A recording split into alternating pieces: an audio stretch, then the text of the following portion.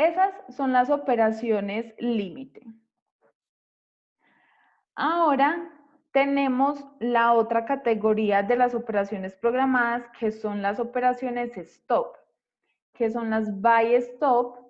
Entonces, es cuando yo espero, por ejemplo, yo espero acá o proyecto que mi precio suba, pero yo quiero que mi operación se active cuando el precio cruce este nivel, porque mi análisis me dice que si mi precio llega a ese nivel y lo cruza, es porque va a seguir subiendo. Igual, para un sell stop, que es una venta, yo lo que proyecto es que si mi precio llega a este nivel, es porque lo más probable es que mi precio siga bajando, entonces lo que yo espero es que cuando el precio toque ese nivel, se active mi operación de venta y seguir con la caída del precio. Esos son los tipos de operaciones que nosotros manejamos. En las operaciones stop, nosotros esperamos que el precio cruce determinado nivel y siga su misma dirección, a diferencia de las operaciones límite, que en las operaciones límite lo que esperamos es que el precio llegue a determinado nivel y cambie la dirección que llevaba. Entonces, esos son los tipos de operaciones que nosotros manejamos. Ahora quiero que tengamos muy en cuenta que ayer no fui de pronto muy enfática en esto, pero es supremamente importante y son estos conceptos. Tenemos el stop loss. Este concepto, y acá es, digamos, una de esos conceptos donde yo digo que hay que ser supremamente obediente, y es este. El stop loss es el nivel donde mi operación se va a cerrar en pérdida. Este nivel, por ejemplo, esto es una venta, esto es una compra, y esta operación que vemos, el verde abajo y el rojo arriba, es una venta.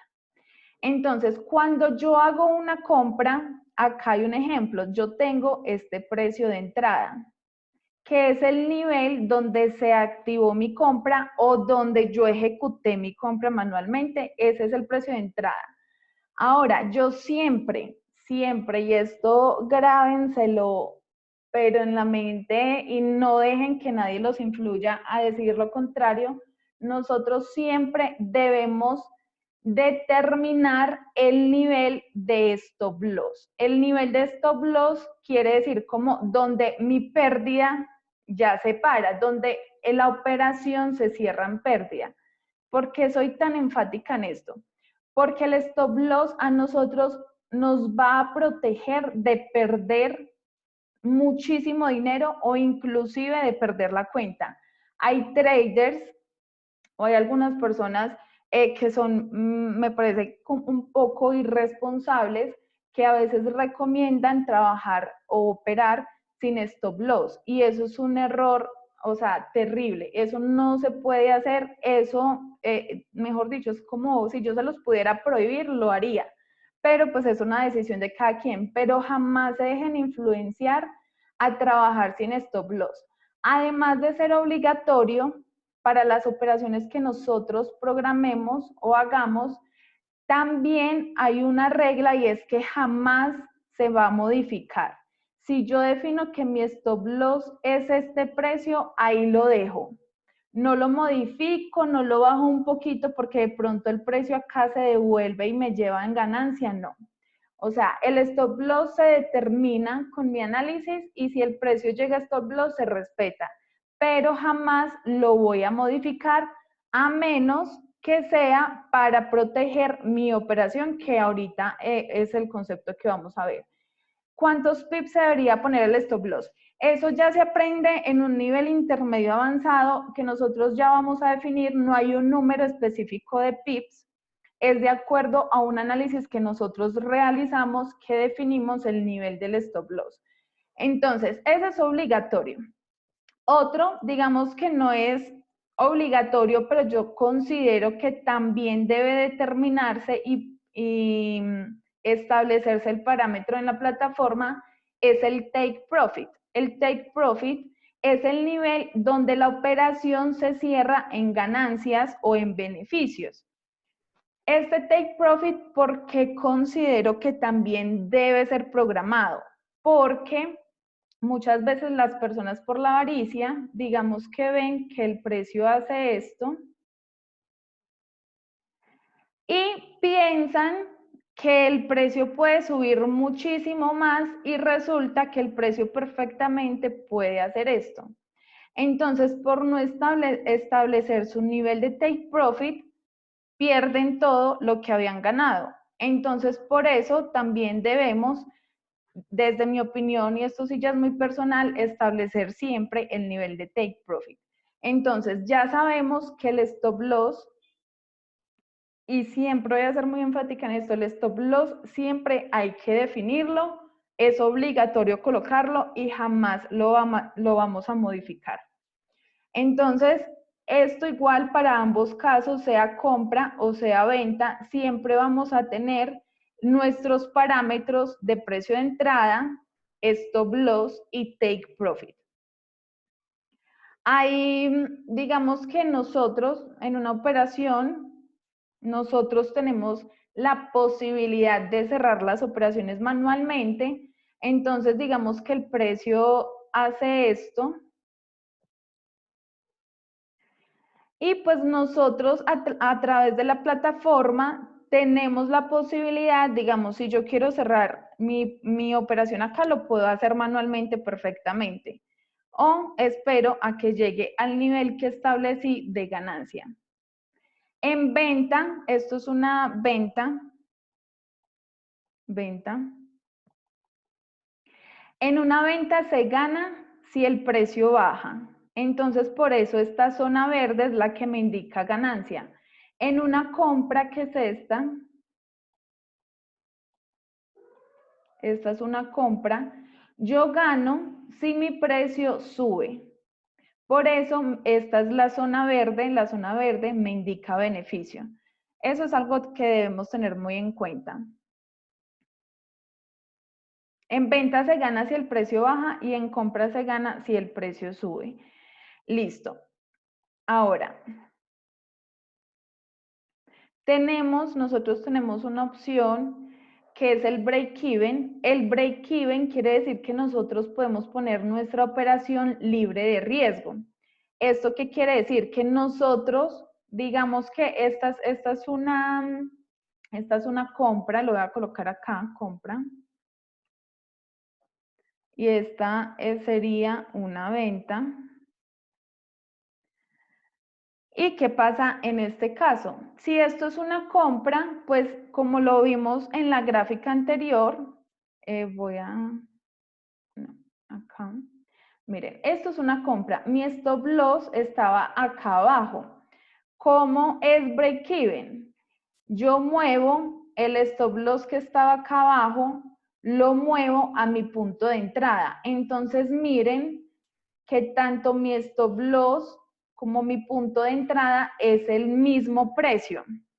Aunque nosotros recomendamos colocarlo un pip por encima del punto de entrada. ¿Qué quiere decir? Que en vez de colocarlo en 1.1306, que es el precio de entrada, lo colocamos en 1.1307, o sea, un pip más. ¿Por qué? Porque los brokers cobran una comisión cuando nosotros operamos. ¿Y nosotros para qué utilizamos el break-even? Si nosotros vamos en una compra, nosotros lo que estamos esperando es a que el precio suba. ¿Cuándo utilizamos el break-even? Cuando vemos que nuestra operación ya ha avanzado los suficientes pips, eso ya se aprende en niveles más avanzados, y yo estoy en capacidad de determinar que es un momento en el que puedo colocar mi operación libre de riesgo. Lo recomendamos un pip por encima porque si el trade se devuelve, si la operación se devuelve, pues yo no voy a tener ni beneficios ni voy a tener pérdidas. Y ese pip que se le adiciona a este precio es para asumir los costos, las comisiones o los costos de operación en el broker entonces no voy a tener ni pérdidas ni ganancias. Por eso lo llamamos operación libre de riesgo, porque si se devuelve no vamos a perder dinero, solo vamos a dejar de ganar. Sí, uno puede ir modificando tanto el stop como el take profit. Ahora, cuando yo digo que el stop nunca se mueve, es hacia abajo. O sea, en una compra no lo muevo más abajito, no. Lo puedo mover hacia arriba. Cuando yo determine que es el momento en colocarlo en break-even, lo puedo poner en break-even. De pronto puede llegar un momento, si la operación es muy larga, donde yo diga, no sé, el precio va por acá arriba, entonces voy a colocar mi nivel de stop acá. De tal forma que si mi precio se devuelve, pues cierra en estos beneficios que tuvo esta subida. Pero si ya he ganado utilidades, ¿para qué dejar que baje nuevamente y no cerrar la operación? Eso es un tema de psicología, porque el precio, ahorita lo vamos a ver, el precio no se mueve linealmente. El precio hace esto.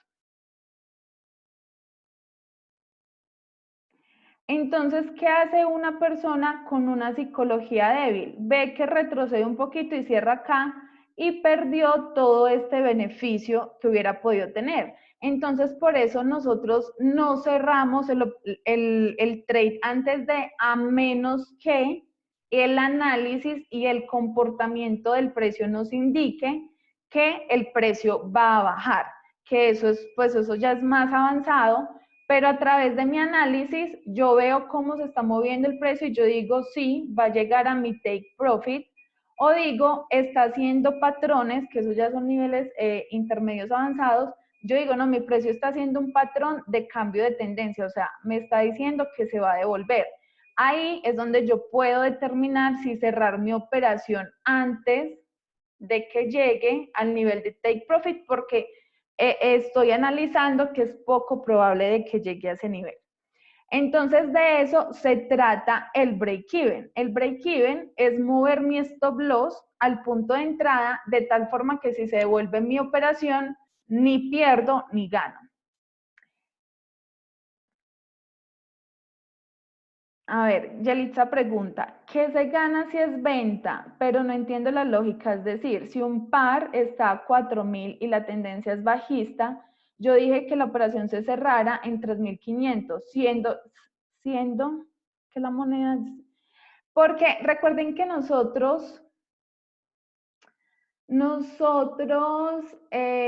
estamos vendiendo en puntos altos y estamos comprando en puntos bajos, o sea, es como cuando yo vendo no sé, cuando yo estoy vendiendo ropa en diciembre, pues yo la puedo vender a determinado precio, que es muchísimo más costosa que, por ejemplo, venderla en enero. Entonces, la diferencia de vender ese mismo pantalón en diciembre a venderlo en enero va a ser más poquita, porque entre yo venda en puntos más altos, o sea, precios más altos, pues voy a ganar, pero si hay una diferencia por descuento en enero, entonces un pantalón que yo vendía en 100.000 en diciembre, en enero lo tengo que vender a 50.000. Entonces lo que yo busco es vender en puntos altos para ganarme esa diferencia antes de que el precio de ese activo disminuya. Entonces yo lo que estoy comprando, recuerden que yo lo expliqué, yo estoy comprando yo estoy operando es un contrato por diferencia, donde yo digo, yo considero y especulo que el precio va a bajar. Y si el precio baja, yo genero una ganancia. Y si el precio sube, yo genero una rentabilidad o un beneficio. De igual forma con una compra, como yo estoy operando es contratos por diferencia, cuando yo opero a través de un contrato y yo proyecto que el precio va a subir, entonces ese contrato dice, si el precio sube, usted genera un beneficio, pero si el precio baja, pues genera una pérdida. No, porque no es que el par lo haya tenido que comprar antes, no, porque lo que yo estoy operando son contratos. Yo no estoy comprando ni vendiendo nada físico. Yo lo que estoy haciendo es a través de un contrato decir, yo estoy proyectando que el precio de tal activo va a subir. Entonces, en ese contrato se estipula, si el precio sube, yo gano, pero si el precio baja, yo pierdo. Pero no es que yo antes haya tenido que comprar algo o vender algo, no. Simplemente estoy operando a través de contratos. Listo. Esto es break-even. El break-even es supremamente importante. Se llama break-even o trade libre de riesgo o colocar la operación en punto de entrada para proteger nuestras operaciones. Ahora, yo borro esto.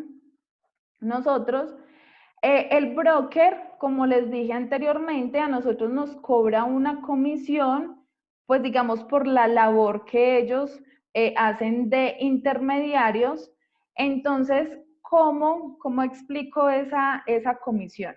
Cuando nosotros hacemos una compra, voy a anotar acá con verde. Entonces, cuando nosotros vamos a hacer una compra, digamos que el precio está en esta línea negra. El precio es esa línea negra que hay acá en esta gráfica.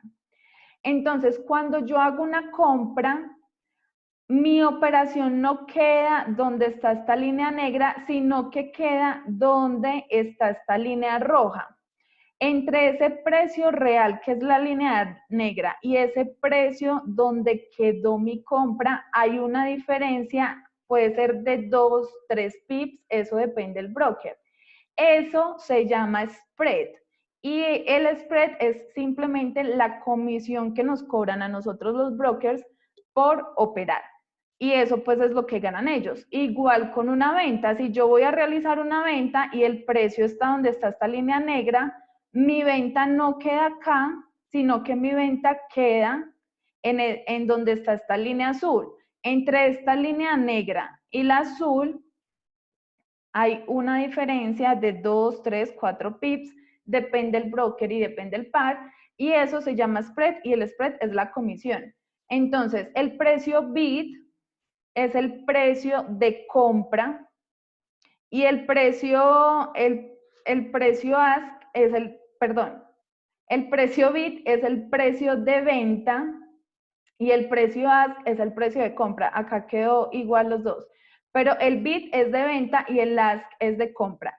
Entonces, esos son los conceptos que nosotros debemos entender cuando vemos, porque así nos aparece la gráfica cuando nosotros miramos la aplicación de MetaTrader, que ahorita se las voy a explicar, voy a hablar de ella, que es la operación donde vamos a ejecutar, la aplicación donde vamos a ejecutar nuestras operaciones. Sí, bid es venta, sino que me quedaron los dos igual.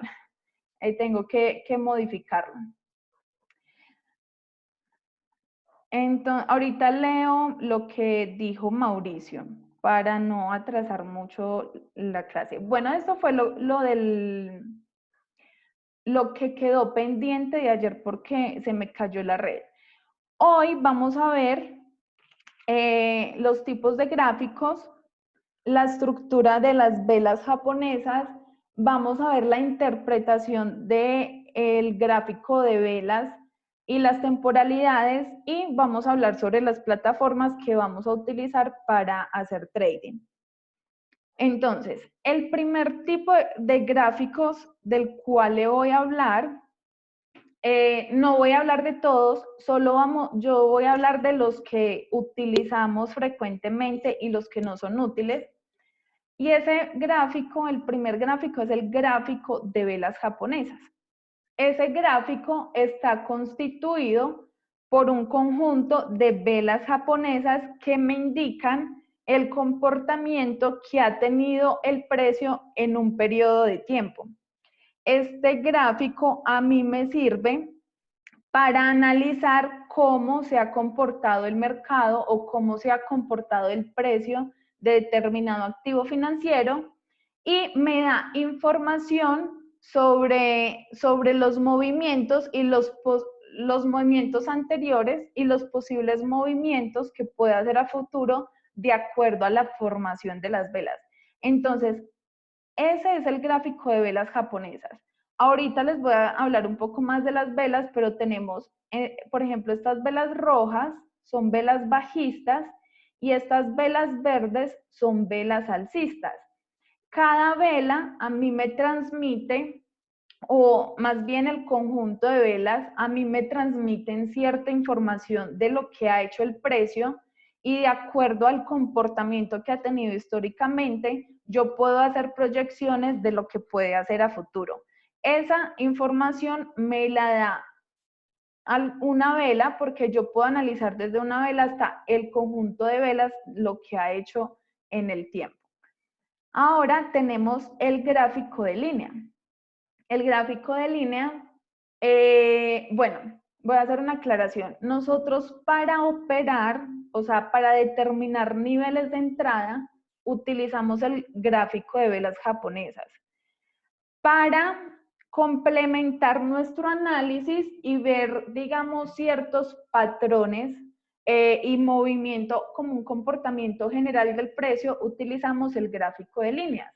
Porque el gráfico de líneas nos muestra como unas formaciones técnicas y nos da otra información respecto a lo que ha hecho el precio históricamente. Pero el gráfico de líneas no nos sirve, jamás lo vayan a hacer, no nos sirve para determinar puntos de entrada. Simplemente nos sirve para mirar patrones, para mirar formaciones técnicas, nos sirve para determinar ciertos niveles, nos da una información general de lo que ha hecho el precio, pero lo utilizamos como confluencia al análisis del gráfico de velas japonesas.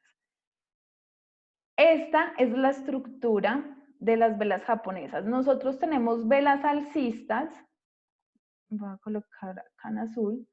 Nosotros tenemos velas alcistas que está conformada por cuerpo, este es el cuerpo. Estos palitos que salen del cuerpo son mechas y tenemos en una vela alcista que esta mecha de acá es el máximo, o sí, el nivel máximo donde llegó el precio, que esta es donde llegó esta mecha, es el nivel mínimo donde llegó el precio. Tenemos que acá es el precio de apertura, es el nivel donde apertura esta vela, y este, se me corrió, este es el precio de cierre de esta vela. Les voy a mostrar, les voy a dibujar cómo sería el comportamiento de una vela japonesa. Sería más o menos así. Ahorita vamos a hablar de las temporalidades. Una vela japonesa se forma así. Sabemos que este de acá abajo es el precio de apertura. Entonces una vela japonesa empieza acá, pues sí, en una vela alcista como tal.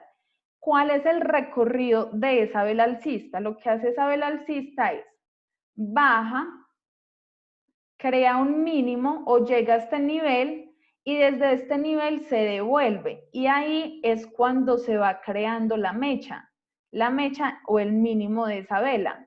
Sube y empieza a formarse su cuerpo, sube, sube, sube y llega hasta este nivel máximo, pero desde ese nivel se devuelve y ahí va creando una mecha y finalmente cierra en este nivel. Entonces ese es el comportamiento de una vela alcista y ya sabemos que este es el precio de apertura, este es el mínimo, este es el máximo que hizo y este es el cierre. De igual forma, ¿qué pasa si no tiene cuerpo? Ahí existen tipos de velas, pero eso es el tema de la última clase. Voy a hablar de algunos tipos de velas como tal. La vela bajista tiene su precio de apertura acá arriba. Tenemos que este es el máximo que hizo esa vela, este es el mínimo que hizo la vela y este es el precio de cierre. ¿Cómo es el comportamiento de esa vela bajista? Es así. Tenemos que la vela aperturó en este nivel y que empezó a subir y que llegó hasta este nivel, pero desde este nivel se empezó a devolver, entonces dejó una mecha. y empezó a bajar y fue formando su cuerpo, bajó, bajó, bajó hasta este nivel y no pudo superar este nivel y empezó a devolverse y finalmente cerró acá. Entonces ese es el comportamiento de una vela japonesa donde tenemos precio de apertura, máximo, mínimo y precio de cierre. Hay velas que, por ejemplo, no tienen mecha, hay velas que tienen más mecha que cuerpo, hay mechas que se ven como así, pero pues esos son tipos de velas. Existen realmente muchos tipos de velas, pero eso ya se ve en temas intermedios. Lo importante es que entiendan ahora cómo se estructura una vela japonesa. Vamos a ver, voy a cambiar acá la función. ¿Dónde está? Voy a hablar sobre las plataformas, pero miremos. Listo. Voy a hablar de la interpretación acá en este gráfico. Ahorita hablo de las plataformas entonces. Nosotros contamos con temporalidades en los gráficos. Entonces, miren, nosotros tenemos todas estas temporalidades, desde un mes, semana, día, horas, minutos, y pues hay personas que utilizan segundos, pero eso ya es, por ejemplo, para binarias, pero eso es otro cuento aparte, eso es otra información aparte, eso no lo vamos a ver acá. Un momento, yo miro algo. Listo. Entonces, nosotros manejamos temporalidades. Si yo me voy a un mes, que es este, voy a cambiarle color. Si yo me voy a una temporalidad de un mes, ¿yo cómo interpreto esta gráfica? Cada vela que yo veo en esta gráfica, a mí me está mostrando el comportamiento que ha tenido el precio durante un mes. Entonces, por ejemplo, esta vela verde me muestra cómo se ha comportado el precio en un mes. Cada velita que conforma este gráfico me muestra qué comportamiento ha tenido el precio durante un mes. Ahora, yo puedo ir cambiando de temporalidad y cada temporalidad pues me muestra el comportamiento. Por ejemplo, si yo me voy a una semana, pues cada vela en una semana, entonces miren cómo cambia el gráfico. Voy a pasar de nuevo a un mes y voy a marcar, un momento,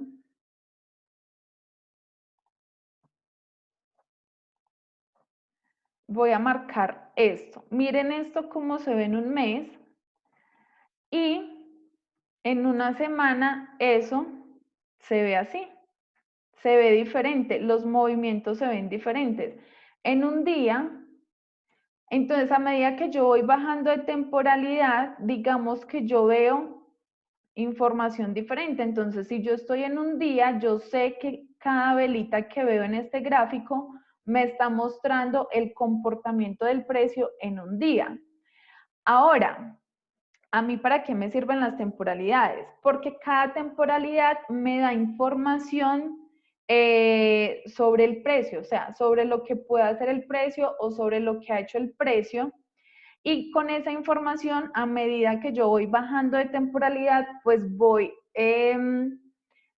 deduciendo o voy sacando, sí, voy sacando deducciones o conclusiones respecto a lo que podría ser el precio de acuerdo al comportamiento que ha tenido de forma histórica. ¿Qué temporalidades se utilizan para analizar? Pues depende, porque hay swing trades, hay intraday, hay scalping. Entonces, no quiero que se concentren en eso porque igual eso es un tema ya intermedio, pero pues uno puede analizar un gráfico desde un mes y hacer una operación en una hora o en 15 minutos, de acuerdo a lo que ha analizado desde un mes. Porque uno pues lo que busca son confluencias y trades de mayor probabilidad, entonces uno en cada temporalidad busca determinados sí, como busca determinadas confluencias, busca determinada información que finalmente va a servir para definir niveles de entrada. Entonces, eso es importante que lo tengan en cuenta. Ya sabemos que en este lado vemos el precio. Perdón, que no sé por qué se está viendo así. En este lado tenemos el precio. Acá abajo nosotros vemos el tiempo de esa gráfica. Entonces, por ejemplo, si yo me paro encima de una velita, en esa parte inferior me va a mostrar que esa vela es del 14 de octubre del 2019. Entonces, eso es una vela semanal. Entonces, es una vela que inició el 14 de octubre del 2019. Ahora, si yo me voy a una hora, por ejemplo, una hora, ya el gráfico me empieza a mostrar información diferente. Entonces, cada vela, por ejemplo, esta vela es del 31 de marzo a las 11 de la mañana. Y cada una de estas velitas me está mostrando información del precio o de lo que ha hecho el precio en una hora. Entonces, eso es algo